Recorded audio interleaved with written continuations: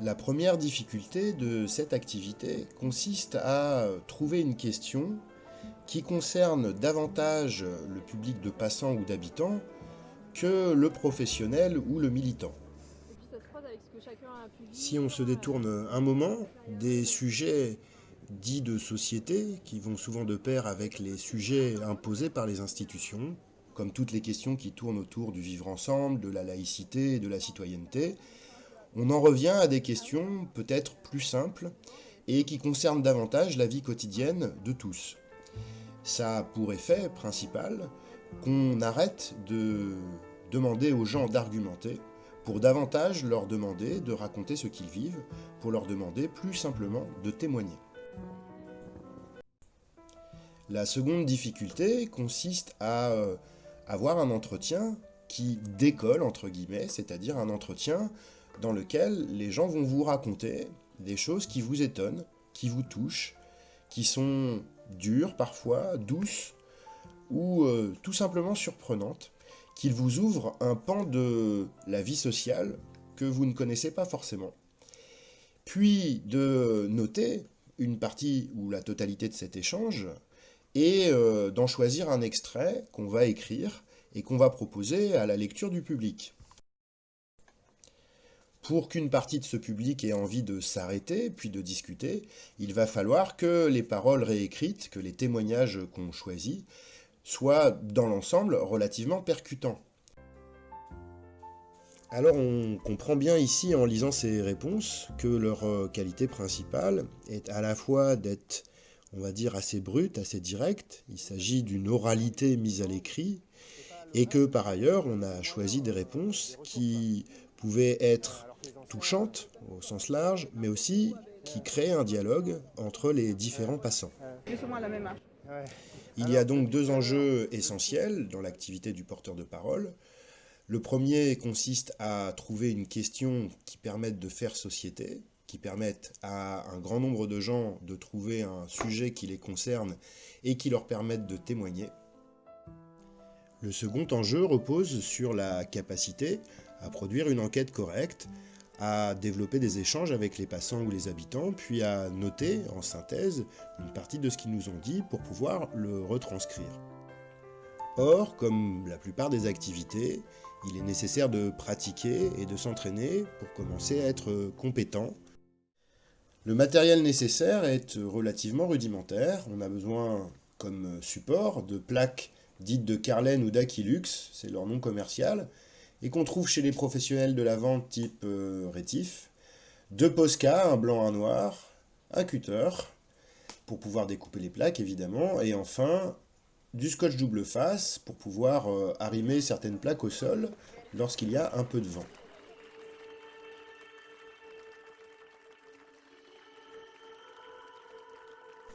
Le lieu d'implantation nécessite qu'il y ait un trafic, du flux de passants ou d'habitants, suffisamment régulier pour permettre de renouveler les rencontres et les échanges. Il peut s'agir d'un centre-ville, évidemment, d'une zone commerciale, d'une zone piétonnière, mais aussi de tout type de rassemblements dans lesquels on peut trouver une réelle densité, comme un marché, une brocante ou une fête. Pour choisir ensuite un endroit plus délimité, plus circonscrit à l'intérieur de cet espace fréquenté, nous pouvons avoir trois critères à l'esprit. Le premier repose sur le fait de ne pas déranger l'activité principale, sous peine de se faire chasser ou ennuyer par notamment les commerçants. Le second critère repose sur le fait qu'il faut néanmoins trouver une implantation qui se situe en proximité d'un des flux principaux.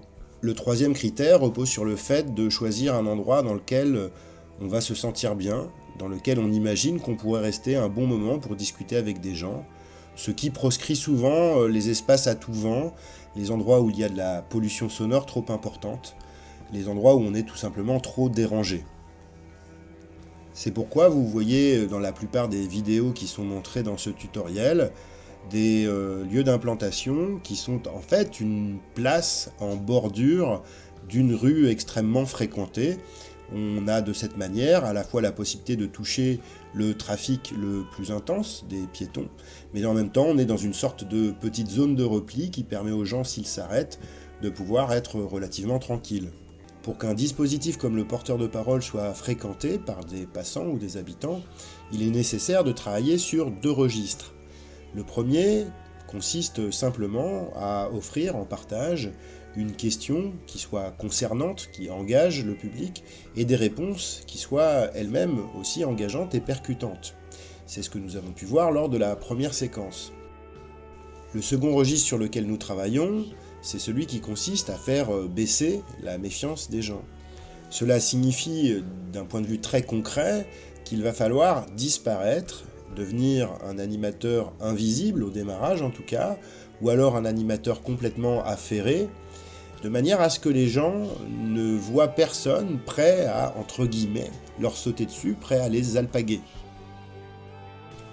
Il y a donc plusieurs attitudes à proscrire absolument. La première consiste à interpeller les gens pour leur demander s'ils ont quelques minutes ou s'ils veulent participer. La seconde, mais qui revient pratiquement au même, consiste à attendre de manière un peu passive, avec un carnet à la main, et ça communique une anxiété très nette, très claire aux passants, et votre fréquentation chute dans des proportions souvent assez impressionnantes. En tant qu'enquêteur, on va donc se situer à la lisière, dans la masse des gens qui lisent, on va les laisser venir, et uniquement avec ceux qui sont déjà dans l'activité de lecture, on va décider de rentrer en relation. Pour mieux comprendre le travail d'approche, nous allons simplement maintenant regarder cet exemple.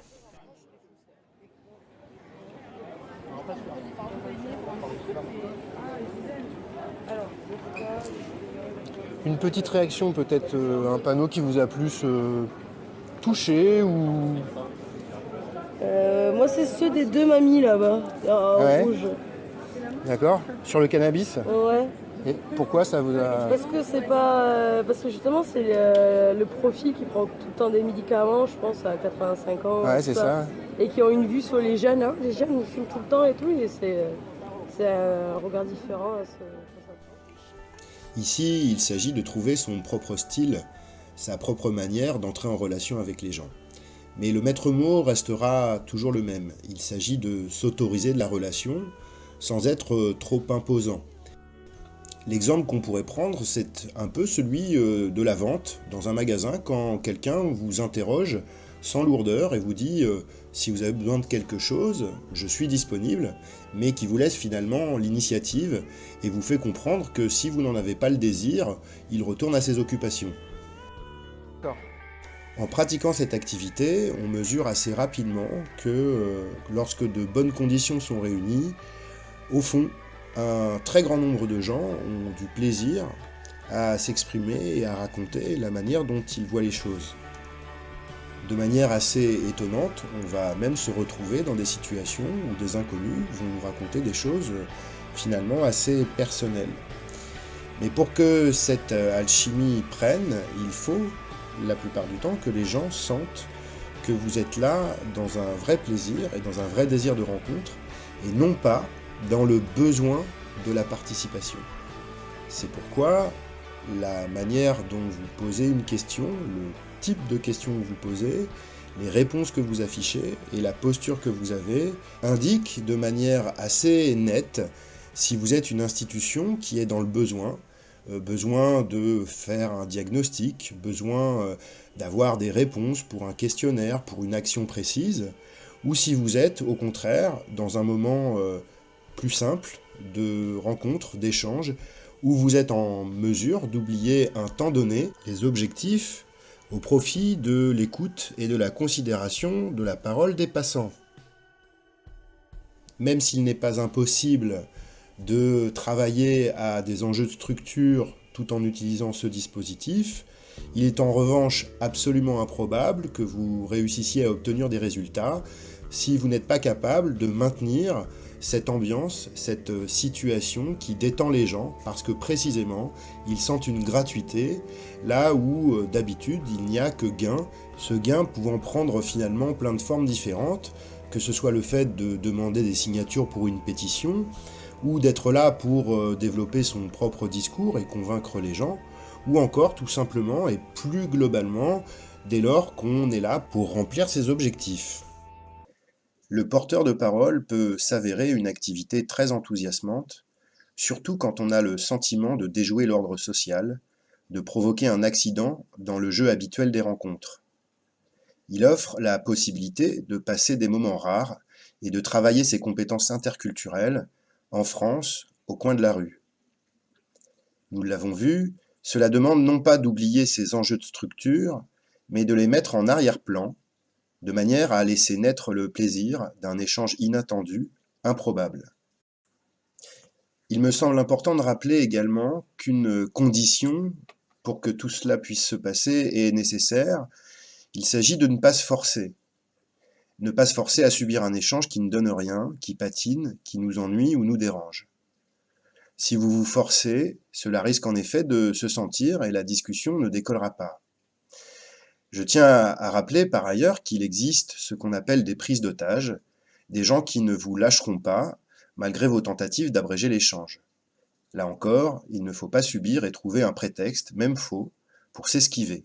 Faute de quoi, vous risquez de passer un long et un mauvais moment. Tu parles bla bla bla, bla bla bla, bla bla bla. Et on cherche des manières de militer autrement, c'est-à-dire de ne pas se retrouver avec des gens déjà d'accord avec des points de vue radicaux qu'on puisse avoir. Alors on fait vite le deuil de faire venir ces gens-là dans nos salles, ce qui est tenté dans le militantisme traditionnel, et on décide d'aller dans la rue et de créer des attrape-gens.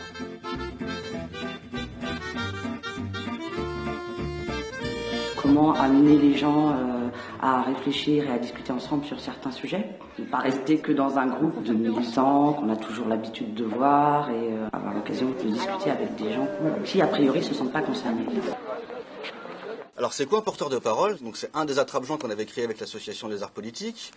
Pour le résumer, je dirais qu'il s'agit de poser une question intrigante qui rend curieux sur un sujet de société, de l'afficher sur un panneau en très grand format, de l'installer dans un espace public sur lequel on va avoir suffisamment de flux, de passage, pour que une partie au moins des passants s'arrête et ait envie de lire les réponses à cette question-là. L'intention de départ, c'est de prendre conscience que l'espace public n'est plus un espace de rencontre, que l'espace public sert principalement à se rendre d'un espace privé à un autre espace privé, en gros de son domicile à son travail ou à des commerces.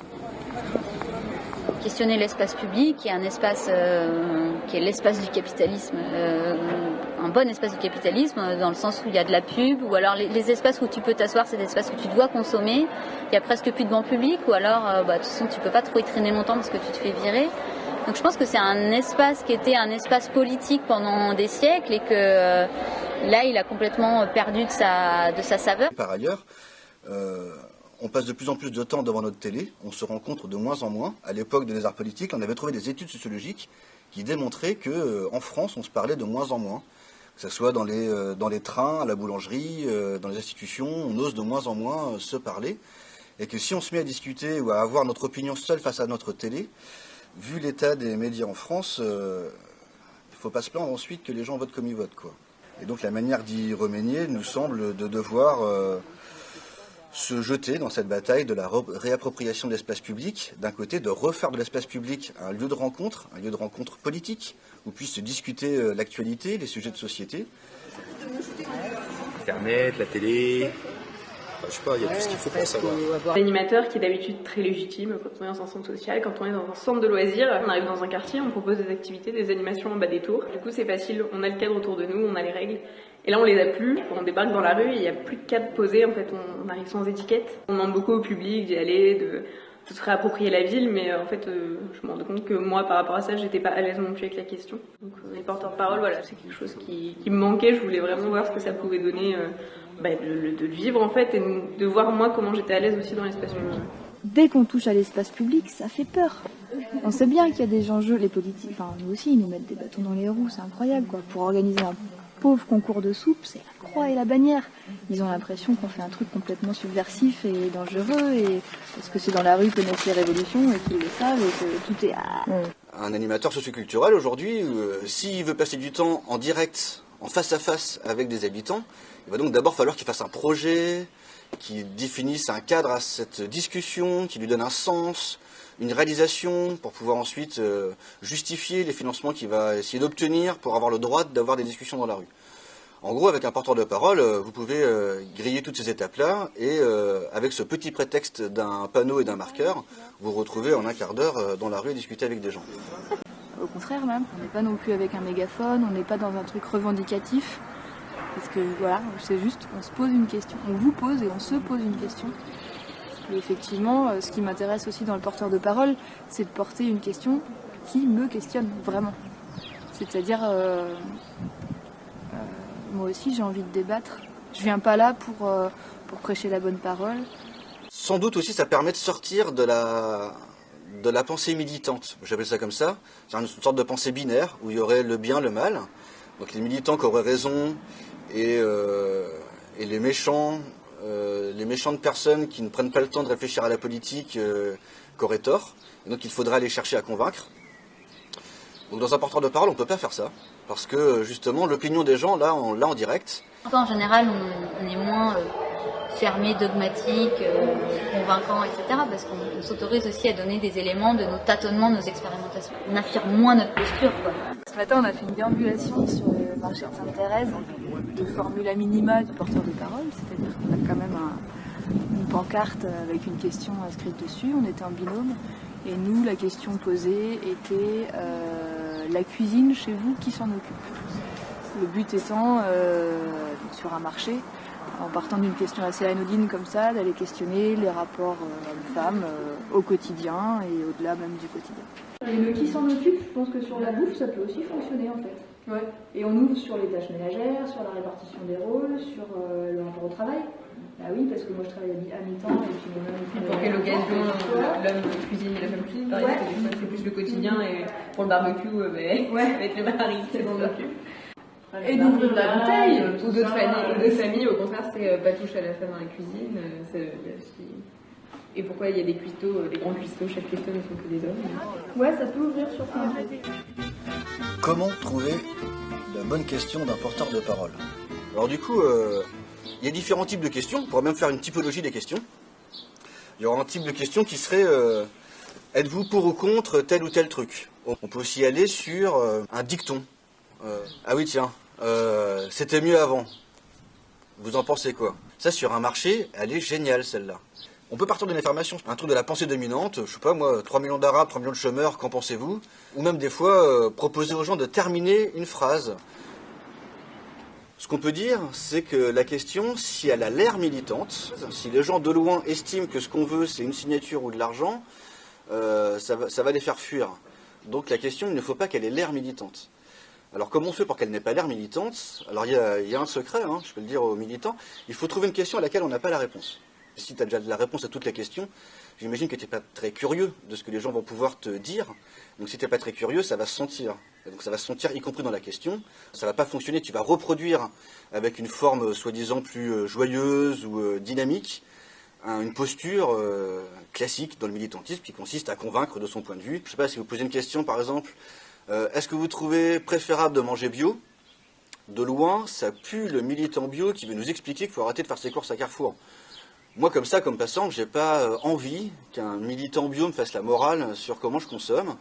Donc une question fermée, dont je vois tout de suite le point de vue des militants et ce à quoi ils veulent m'amener, moi je fais demi-tour. Le contact avec les gens était fluide, notamment grâce au support qui interpelle sans être agressif et au fait de poser une question avec une vraie naïveté en fait. Et ça, une vraie naïveté, une vraie curiosité, une vraie envie d'échanger et de débattre sans avoir de certitude préalable. L'idée, c'est de ne pas avoir une posture où tu vends quelque chose, mais une posture où tu es dans la curiosité, dans la rencontre, dans la recherche de questionnement avec l'autre, quoi. Avant de partir dans le dispositif complet du porteur de parole, ça valait le coup de prendre le temps de ce qu'on appelait une déambulation, de juste prendre un petit panneau, la question à laquelle on est arrivé entre nous entre nous, animateurs du dispositif, l'inscrire sur un petit panneau là et aller juste se promener dans la rue, tout seul ou à deux, et donc de tester la question pour vérifier que les réponses qu'on va obtenir vont être différentes d'une personne à l'autre.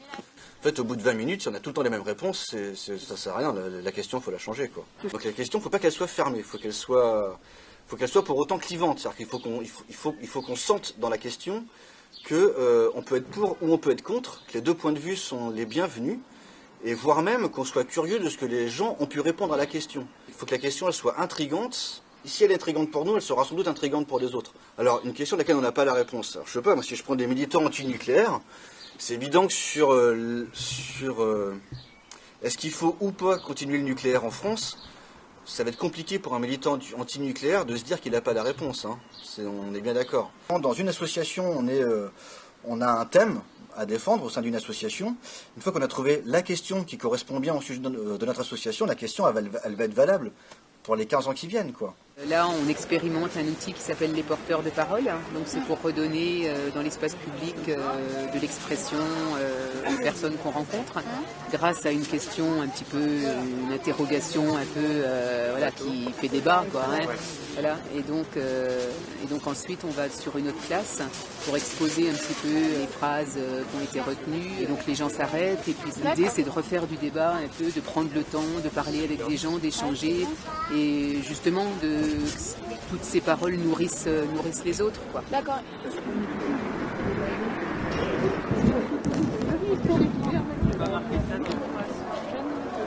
Pour que ça se passe bien, il faut déjà être au moins 3.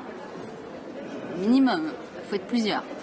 Et puis après, il faut d'abord passer du temps à observer dans la rue qu'est-ce qui se passe. Dans le quartier qu'on a choisi, comment les gens ils se baladent, comment les gens ils vivent dans le quartier, comment la rue elle est faite, comment l'espace public il est installé, comment le mobilier urbain il est fait, où est-ce que sont les magasins. Passer du temps en balade en fait, à observer. Et après, quand tu as trouvé le lieu, parce que tu penses qu'il y a du flux, mais en même temps, les gens sont pas trop pressés, et en même temps, tu vas pas gêner d'autres gens. Donc, une fois que tu as repéré ça, tu t'installes. Et après, du coup, l'idée, c'est d'afficher la question dans la rue. Donc, soit tu utilises les arbres ou le mobilier urbain pour tirer ton fil, soit tu utilises les murs, les façades. Du coup, en général, tu as un petit peu de corde à linge, tu as des pinces à linge. T'as soit du carton de récup, soit des grands panneaux que nous on appelle SICO, mais que certains appellent polypropylène expansé alvéolé de couleur. L'idéal c'est les SICO parce que c'est hyper coloré, c'est joli, c'est facile d'écrire dessus. Oui, donc tout va bien alors. T'as des marqueurs, t'as une table ou pas une table, t'as un petit bar ou pas un petit bar. En tout cas le dispositif il peut être extensible. Tu peux avoir le minimum, c'est corde à linge, pince à linge et carton et crayon. Et puis le maximum, tu as ton parasol, tu as plein de dispositifs en métal que tu as fabriqués pour que tes panneaux y tiennent.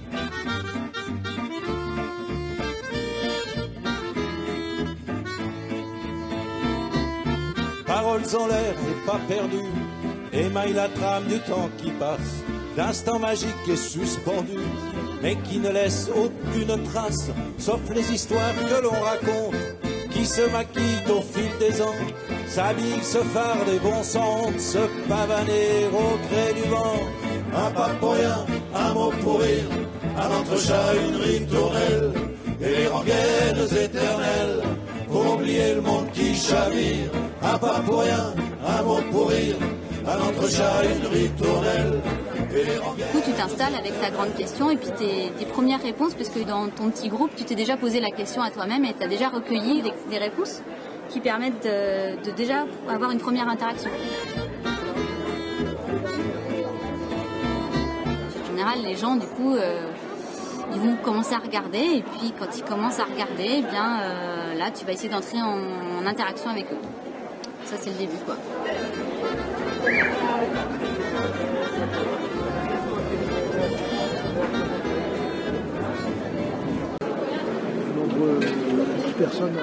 Moi, c'est mon rêve de pouvoir parler de politique dans la rue. Donc en fait, aujourd'hui, je me questionne sur ça.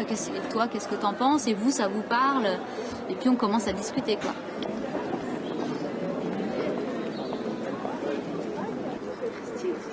Alors voilà, dans le dispositif du porteur de parole, on a ce qu'on appelle l'espace d'interaction directe, qui est l'espace qu'on voit ici. Et donc ce qui est intéressant, c'est qu'au départ, on démarre avec simplement une question, éventuellement 2-3 réponses, et qu'au fur et à mesure, l'espace va s'enrichir avec des panneaux supplémentaires, et que du coup, les réactions vont se faire autant par rapport à la question de départ qu'avec les différentes réponses contradictoires qu'on a pu avoir.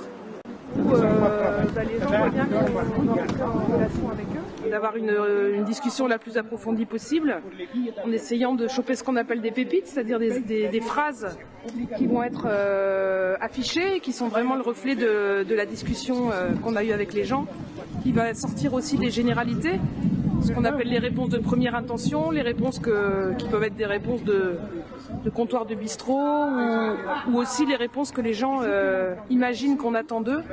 Donc en fait, l'objectif de l'entretien, c'est aussi d'aller creuser un peu plus loin pour obtenir une réponse vraiment incarnée par une personne, et qu'on va afficher au fur et à mesure du porteur de parole sur l'espace public, quoi. On a eu pas mal de réactions sur ce panneau, faire plus de contrôle. Que rêvez-vous de faire dans la rue, faire plus de contrôle d'identité inopinée? Il y a des gens qui ça a fait réagir. Donc en fait, on va pouvoir aussi s'emparer d'une réaction par rapport à un panneau déjà existant pour entamer la conversation. Et du coup, avec Alain, là, vraiment pas d'accord? Ah non, mais c'est juste que ça me paraît totalement absurde. De mettre ça en premier truc, quoi. Genre, on en a pas besoin. Alors là, la question n'était pas exactement qu'aurez-vous faire dans la rue, c'était vous aimeriez faire quoi dans la rue? Et il a répondu donc faire plus de contrôle d'identité inopinée. C'est pas vraiment le rêve, c'est il aimerait. Mais du coup, comme premier réflexe, ça vient pas dire que Il l'espace. a argumenté derrière parce qu'il a dit comme. Il voulait pouvoir contrôler les gens dans l'espace public. T'as précisé que c'était un policier, Non. C'était un policier, d'accord. Ça Après, là, on l'affiche pas sur le panneau parce que là, c'est juste les prénoms. Mais là, du coup, comme ça fait genre. En plus, en rouge, là. On a ici ce qu'on appelle plus l'espace moineau, qui est un petit peu décalé et qui va permettre à des gens de s'approcher un peu et de regarder du coin de l'œil ce qui se passe un peu plus loin, s'ils ont peur de se faire alpaguer ou vendre une carte d'adhérent ou une carte de parti politique. Donc c'est un espace où on va mettre aussi, on reprend la question en grand et quelques réponses, qui va permettre aux gens soit de juste regarder ce qui se passe là et puis passer leur chemin, soit de se rapprocher tranquillement de l'espace d'interaction directe. Il y en a qui vont causer, recueillir les paroles, demander l'accord sur la parole recueillie, et puis il y en a un ou deux autres qui s'occupent de réécrire les paroles, qu'on appelle les scribes, qui écrivent la parole, et qui après, il y en a un autre en général, ou une autre qui est chargée d'afficher les paroles de telle façon à ce que les paroles, soit elles se complètent, soit elles se contredisent. Ça c'est l'idéal, les gens ils voient la contradiction, ça donne encore plus envie de causer ou de réagir, quoi. Surtout si tu as des paroles un peu désagréables, racistes, sexistes par exemple, ce qui arrive assez souvent. Donc selon les collectifs, on fait plus ou moins le choix d'assumer ou pas. Moi j'avais plutôt l'idée d'assumer en fait une parole que je ne supporte pas personnellement, mais de l'afficher et de mettre à côté des paroles qui la contredisent et du coup comme ça de permettre le débat public. Comme à la télé, de toute façon on autorise toutes sortes de conneries, je vois pas pourquoi dans l'espace public on pourrait pas les dire, et au contraire s'en servir pour débattre, quoi. Important d'alterner des réponses longues et des réponses courtes. C'est compliqué d'avoir un point de vue un peu complexe ou un peu construit sur une réponse qui fait une demi-phrase. J'imagine bien que les entretiens sont plus longs, mais en tout cas, je crois que c'est important de faire l'effort de retranscrire de chacune des discussions des panneaux qui fassent plusieurs lignes, dans lesquelles il y a plusieurs idées, c'est possible qu'ils soient un peu en contradiction les unes avec les autres, qui montrent que le sujet n'est pas simple, quoi. Un panneau de cette longueur-là, en fait, c'est lu en 10 secondes. Donc c'est important qu'il y ait aussi des panneaux de cette longueur-là. Ça traduit bien le fait que les discussions peuvent être plus longues et qu'on a le droit de dire plus de choses qu'un dicton ou qu'un groupe de mots, quoi.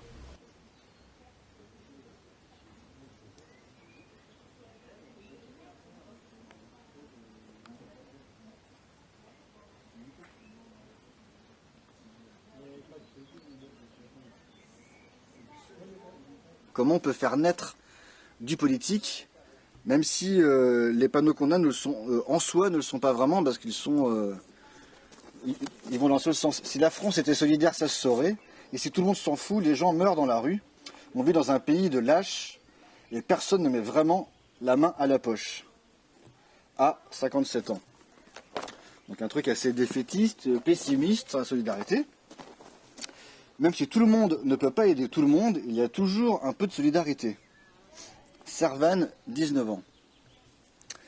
Donc alors, on cède ou on cède pas? Tout de suite, le fait de voir ces deux panneaux côte à côte nous oblige à nous poser la question, bon moi en fait, je penche de quel côté quoi? Plutôt il y en a quand même un peu quand même, ou plutôt non, vraiment il n'y en a pas assez pour qu'on puisse dire que c'est de la solidarité. Voilà un panneau où en peu de mots, ça dit quand même quelque chose. Il y a quand même quelque chose de l'ordre de la contradiction. On voit bien qu'elle dit à la fois une chose et son contraire quelque part. Donc un panneau comme ça, c'est hyper précieux quand on arrive à avoir une parole qui du coup va être singulière parce qu'elle n'est pas, elle est pas simple. Voilà. Donc ça, pour moi, c'est un panneau qui a de la valeur.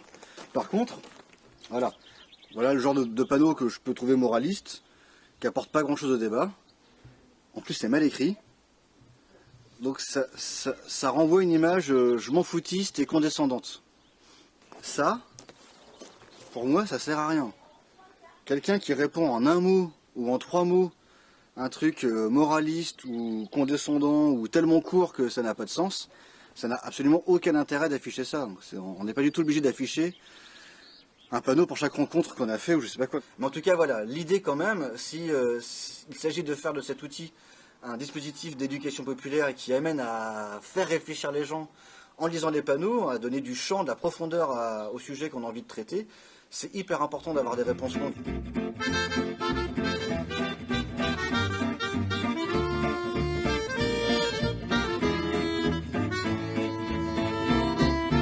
En fonction du temps que tu restes, tu recueilles beaucoup de paroles, ça peut vite prendre beaucoup de place. Et donc, des fois, tu as besoin de t'espacer un peu pour avoir d'autres espaces de parole qui s'ajoutent. Si tu as déjà expérimenté, en général, tu t'installes un petit espace plus loin pour causer un peu plus avec du thé et du café et autre chose, pour continuer la discussion. Et on arrête de recueillir la parole, mais on cause et on discute. Et là, ça permet aussi à plein de gens qui ne se connaissent pas de se rencontrer. Et puis, si c'est une grande ville et que tu es nombreux, tu as un autre espace un peu plus loin pour juste afficher des paroles. Mais ça dépend de la place que tu as, du lieu que tu as, de l'enjeu que tu t'es mis, de combien tu es, et si tu as du matos et des sous. Parce que si tu as un peu de sous, ou en tout cas une technique de récup, tu peux avoir plein de bons matos pour investir plein d'espace. Donc il faut essayer de penser des espaces différents. Un mot pour rire, un autre chat, une ritournelle, et les rengaines éternelles, pour oublier le monde qui chavire. Parole perdue de ceux qui traînent, ceux qui hésitent et qui attendent, en faisant croire qu'ils se promènent, qui parlent tout seuls et puis qui rentrent. Comment on aborde les gens en fait dans la rue, quoi. C'est pas si évident que ça, c'est pas naturel, c'est plus naturel. Du coup, comment j'y vais? Est-ce que je vais pas me sentir complètement illégitime? Et de débattre avec des gens qu'on connaît pas, de discuter. Et du coup d'avoir un support, un totem ou quelque chose. Le dispositif en fait il te soutient, il sert à ça, il sert à t'autoriser en fait à discuter avec les gens. C'est vraiment un test, une expérimentation. Donc c'est assez simple de rentrer en relation et c'est quand même assez rare les gens qui rejettent le truc quoi.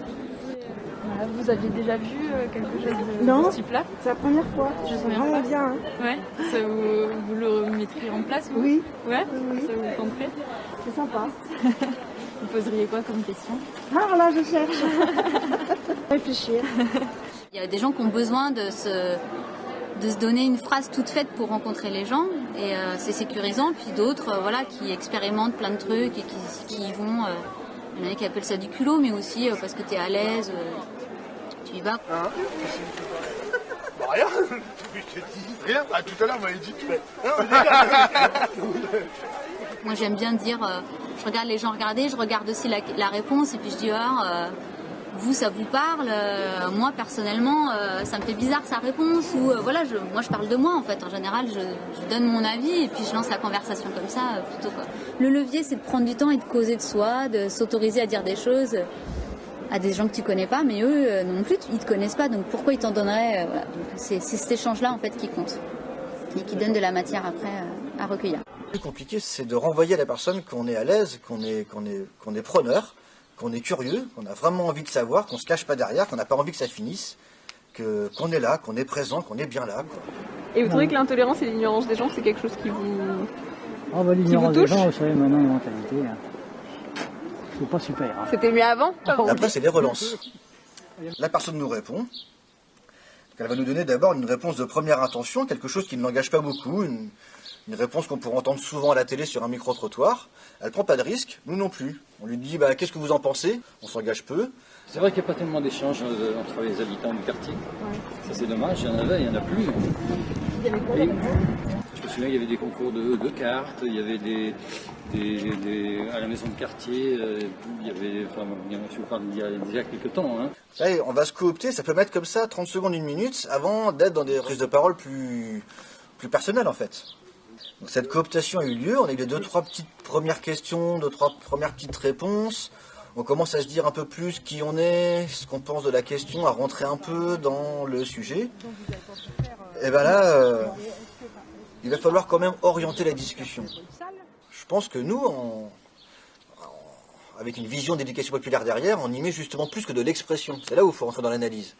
Donc pour être dans l'analyse, il ne faut pas lâcher le sujet, il faut oser relancer pour essayer d'entrer plus profondément dans la question, quoi. Moi je me dis, est-ce que vous ne pourriez pas, par exemple, l'été, quand il fait beau, parce qu'évidemment vous n'allez pas faire ça quand il pleut, quand il fait beau, je sais pas, juillet, eh ben, vous dites le soir, je descends dans la rue, puis je fais un cours d'arts martiaux. Oui, mais j'étais là déjà, j'étais là. Vous pouvez le faire, ça. Oui, mais il faut réserver par le maire, il faut machin. Mais dans la rue, on peut quand même faire ce qu'on a envie. Mais vous ne connaissez pas le système de politique d'ici, moi je le connais très bien. Pour donner des exemples de ce que j'entends par relancer, quand quelqu'un me dit quelque chose, je peux lui renvoyer sur quoi tu te bases pour me dire ce que tu es en train de me dire. Donc sors-moi un peu des constats, des faits, sur quoi tu t'appuies de concret pour me dire que, je sais pas quoi, que les Arabes seraient mieux dans leur pays, ou je sais pas quoi, si je reprends une caricature de paroles racistes. Je pourrais aussi lui dire quel problème ça pose, si tu trouves qu'il y a vraiment trop d'immigrés en France. Je pourrais lui dire, mais à ton avis, comment on en est arrivé là? Qu'est-ce qui fait qu'on se retrouve avec trop d'immigrés en France? Ça a commencé comment cette histoire? Et là, de revenir un peu sur les causes structurelles, sur l'histoire, mais qu'est-ce qu'on peut faire? Tu dis qu'il y a trop d'Arabes en France là, concrètement on fait comment? On prend des charters, on les renvoie chez eux, techniquement, puis comment on fait? La plupart sont français, donc comment tu les tries? À la couleur de peau Je me rappelle avoir des discussions avec un mec qui était mis d'un racisme, mais... Il me racontait d'où ça venait, il me racontait son enfance, etc. Et moi, je lui racontais mon enfance, et moi, je lui disais, mais en fait, je comprends pas, j'ai du mal à accepter ce que tu me dis. En fait, moi, j'ai du mal à concevoir ça. En fait, limite, c'est inentendable pour moi, ce que tu me dis là.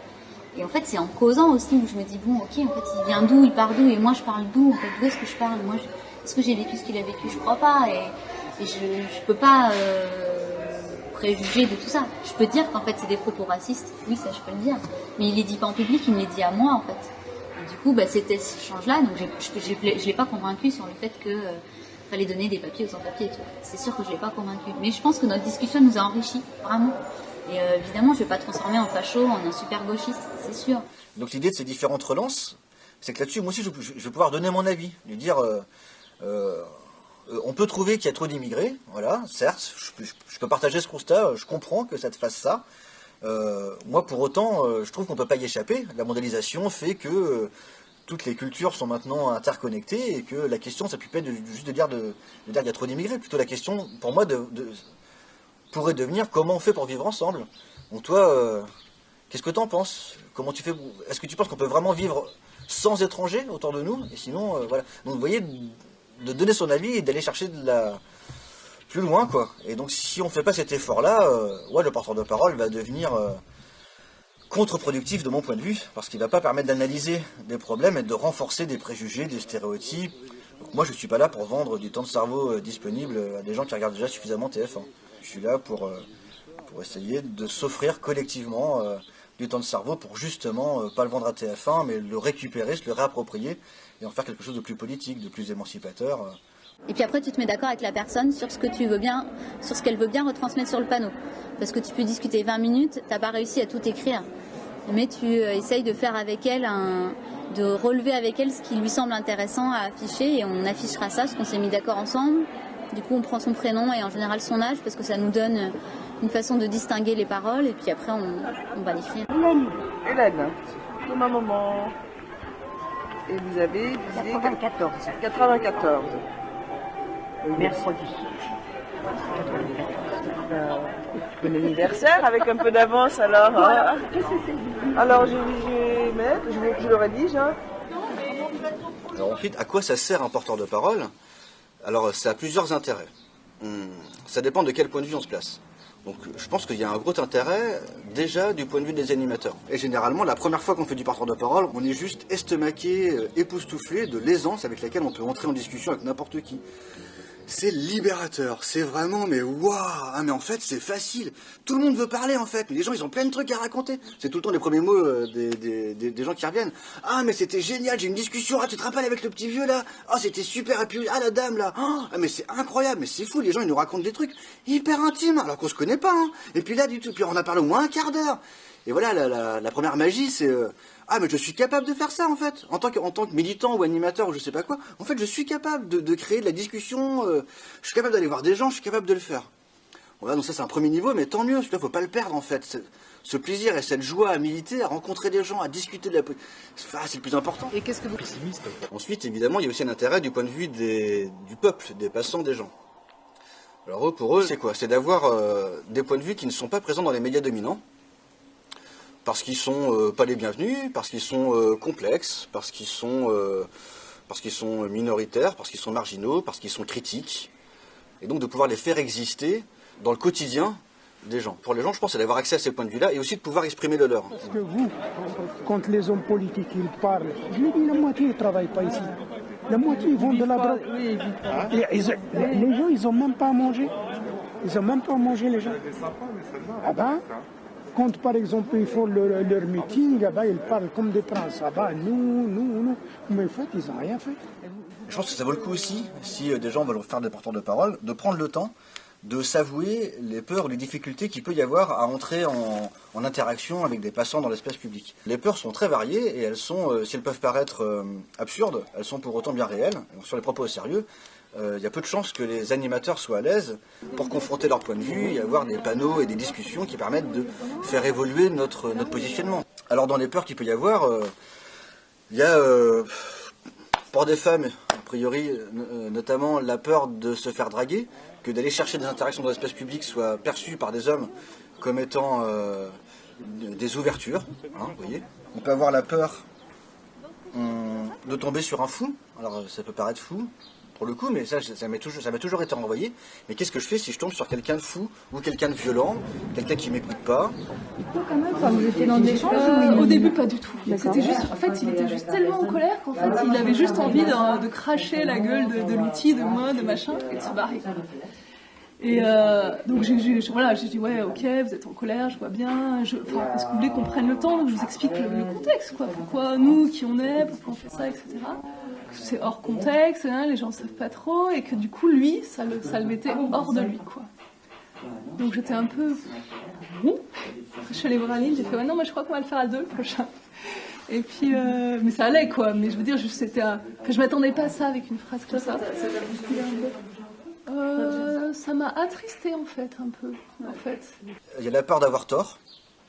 C'est-à-dire, qu'est-ce que je fais si, moi, en tant que militant anti-nucléaire, je tombe sur un ingénieur scientifique et qui me démontre qu'en fait, le nucléaire, c'est pas dangereux et qu'en fait, il a raison. Enfin, alors, on peut trouver ça incroyable, hein, que des militants aient peur d'avoir tort, ce qui signifie qu'ils préféraient sans doute rester entre eux, malgré ce qu'ils puissent en dire. La peur de donner son point de vue, la peur d'être en désaccord, la peur du conflit, en fait. Alors, je peux reprendre la caricature, mais qui arrive souvent, hein, ceci dit, dans notre société, sur des propos racistes. Qu'est-ce qu'on fait face à des propos racistes et en fait, comment je lui signifie que je suis en profond désaccord. Ça peut faire peur aussi. Donc toutes ces peurs-là, si elles ne sont pas prises au sérieux, les entretiens vont être de mauvaise qualité. Et alors comment on fait pour être à l'aise dans une discussion? Donc j'en ai parlé de la curiosité. Donc effectivement, trouver des stratagèmes pour faire face aux peurs. Alors je peux en dire un ou deux. Hein. Souvent, le fait d'être à deux est largement suffisant pour rassurer l'animateur du dispositif qui aurait peur de s'y jeter. Le fait d'être à deux, ça résout quasiment tous les problèmes. Souvent, je m'en sors avec ça et avec une astuce qui permet de mettre fin à une discussion. Si pour une raison ou pour une autre, je deviens mal à l'aise dans la discussion, il faut que j'ai un moyen d'en sortir. À quoi ça consiste? Ça consiste à, si j'ai une discussion avec quelqu'un et que je vois que j'ai envie d'y mettre un terme, eh bien, je fais semblant que mon téléphone sonne. Donc, c'est pas le plus glorieux, mais c'est ce que j'ai trouvé de mieux. Hein. S'il y a des gens qui ont mieux à me proposer, je suis preneur. Donc de faire semblant que le téléphone sonne et donc de dire à la personne avec qui on est en train de discuter, ah excusez-moi, je suis désolé, j'ai un coup de téléphone, je ne peux pas me permettre de ne pas le prendre, merci encore, bonne journée. Oui, allô, oui, je t'entends. Donc ça c'est une manière, mais parfois c'est pas suffisant pour rassurer les gens. Donc dans ce cas-là, on met un quatrième rôle en place, qui est fondamental, qui est le rôle d'observateur. Donc l'observateur, il est là pour vérifier si la question est au bon endroit, si les réponses sont bien écrites, si ça ne gêne pas la circulation, ce genre de choses très techniques, mais aussi pour vérifier la posture des animateurs, en tant qu'observateur, aussi vérifier si tous nos copains du dispositif sont à l'aise là où ils sont. Et donc si on voit qu'il y en a un qui a une discussion qui dure depuis déjà 10 ou 15 minutes, on peut se mettre un code aussi. Et donc là, son rôle en tant qu'observateur, ça sera d'entrer dans la discussion et de dire à l'animateur excuse-moi, il faudrait qu'on fasse un point sur les panneaux. Cette phrase ne veut rien dire, elle n'a aucun sens. Par contre, elle est crédible, du point de vue du passant. Donc là, le code est le suivant. Si l'animateur est vraiment en difficulté, qu'il a envie que la discussion s'arrête parce qu'il s'en sort pas, il peut dire bah ok, je te suis. Et s'il est à l'aise et qu'en fait la discussion dure mais que ça n'est pas du tout désagréable, il veut dire ok, j'arrive. Donc le fait de dire ok, j'arrive signifie à l'observateur qu'il n'a pas de problème avec ça, qu'il est bien dans ses discussions et qu'on peut le laisser discuter. Des animateurs du dispositif qui seraient a priori pas à l'aise, ça peut leur donner le courage de se lancer dans l'aventure en sachant qu'ils sont protégés par les copains, par ces petites règles-là, quoi. Et par notamment l'expression des peurs auparavant. Elles sont les mêmes, c'est même quand tu fais un théâtre forum, tu peux complètement le transformer, et je suis sûre qu'avec porteur de parole, on peut le transformer pareil et faire du séminaire d'entreprise, tu vois. Et c'est pareil avec tout un tas d'autres outils. En fait, je pense que ça va dépendre vraiment des gens qui portent et pourquoi tu le portes. Du coup, est-ce que faire de la propagande et faire de l'éducation populaire, c'est forcément contradictoire? Je crois pas. Oui, mais ça fait en fait, moi, j'arrive pas du tout à voir, si on enlève tout ça, pourquoi je ferais un porteur de parole. Pourquoi? Pour qui? Je vois pas, quoi. Donc, une question où je ne suis pas engagée, où je ne connais pas la réponse, où je pense que les personnes vont me donner des réponses dont je ne ferai rien après. Je sais pas, ça va. Il y a deux écoles, il y a deux postures en fait. Il y a des gens qui sont dans... faut que ce soit utile. Et donc il faut que ça aille plus loin. Il faut que ça produise quelque chose. Et donc il faut soit que les gens se revoient, soit qu'ils fabriquent un truc ensemble et que ça change des choses. Je peux l'entendre. Mais je pense que juste discuter pour discuter, en fait, c'est fondamentalement un enjeu politique en fait. Parce que c'est en discutant qu'on construit notre pensée. Et donc ça ne produit pas quelque chose, mais ça a une utilité. Pour moi, c'est plutôt fondamental aussi. Donc je comprends bien, il y a toujours un débat entre il faut aller plus loin, il faut faire autre chose après. Mais c'est comme si ceux qui faisaient le porteur de parole devraient être les sauveurs de ceux qui viennent discuter. Mais je suis pas toujours pour. Je pense qu'il faut trouver des équilibres et du coup, si tu as envie de faire la suite et si les gens ils ont envie de faire la suite, allons-y, autorisons-nous à échanger nos téléphones, nos mails, parce que la conversation elle valait le coup. Je pense que ce qui est efficace du point de vue des habitants, c'est d'être disponible régulièrement pour recueillir et débattre avec eux de leurs paroles. C'est ça qui serait efficace. Donc je pense que tant qu'on a une utilisation éphémère, événementielle ou temporaire d'un porteur de parole, je pense que si on voit ça comme de la citoyenneté du point de vue des habitants, c'est une arnaque. On se ment à soi-même. Je pense qu'il y a l'écueil, c'est de faire comme si on était des vendeurs de pub en fait, comme si on était des vendeurs de glace ou des vendeurs de téléphone portable. On peut être des vendeurs d'humanitaire ou des vendeurs de bien-pensance politique. Faisons attention à ce qu'on fait aussi. Si on critique nous-mêmes le capitalisme ou le libéralisme, faisons attention à... Questionnons en tout cas comment nous on porte aussi. On ne restaure pas du lien social ou on ne fait pas du politique ou de la politique en faisant un porteur de parole le jour de son assemblée générale ou à la fête annuelle de quartier, quoi. Ce serait trop facile. Il y en a qui peuvent s'en servir juste comme un outil d'animation. Ce que je comprends, mais pour moi, c'est un écueil. Si on veut aller dans ces registres-là, là, ça nécessite d'avoir une régularité. Moi, je rêve d'avoir des endroits, mais je ne le fais pas moi-même, des endroits où des animateurs d'associations, professionnels, bénévoles, militants, je m'en fous, se lancent dans l'aventure de faire un porteur de parole avec une question différente toutes les semaines, sur le marché du coin, sur la place publique, devant l'école, peu importe, toutes les semaines, pendant des mois et des mois. Parce que là, je suis sûr qu'à force de refaire ce dispositif-là, les habitants vont prendre l'habitude de lire des panneaux plus complexes, ils vont prendre l'habitude d'entrer en discussion avec nous, et l'habitude va se prendre de refaire de la rue un espace politique de débat public, quoi. Je vois à Tours, honnêtement, ça fait 10 ans qu'il y a des porteurs de parole et les gens, ah bah oui, ah bah il y en avait un il y a pas si longtemps, c'était sur ça, bah oui, ça m'avait fait réfléchir. Ils en recausent, quoi. C'est-à-dire que ça peut devenir aussi des habitudes de réappropriation de l'espace public. Et d'ailleurs, je vois à Tours, la police municipale, elle ne calcule même plus, quoi. Elle nous a oubliés, alors qu'au début, honnêtement, il fallait toujours se battre. Donc ça peut aussi produire des changements dans la ville. On s'approprie le truc, quoi. Et je crois que beaucoup de gens, c'est ça, c'est tu le vis une fois et t'as envie de t'autoriser à le faire plusieurs fois, quoi. Et sans avoir un objectif derrière. T'as envie de le faire, en fait, sans que t'aies un événement ou un truc à faire ou à valoriser. Il faut le faire, en fait. Il faudrait le faire tous les jours, en fait. Donc voilà, donc j'espère qu'on va pas trop avoir le défaut de transformer cet outil en une recette et de trop la formater ou la mettre dans des cases. Donc j'espère bien, mais bon, j'ai confiance dans l'éducation populaire pour que tout ce qu'on ait raconté là soit déformé, amplifié, transformé, dépioté, reformé, déplacé, etc., etc. Amusez-vous bien. Tu parles bla bla bla.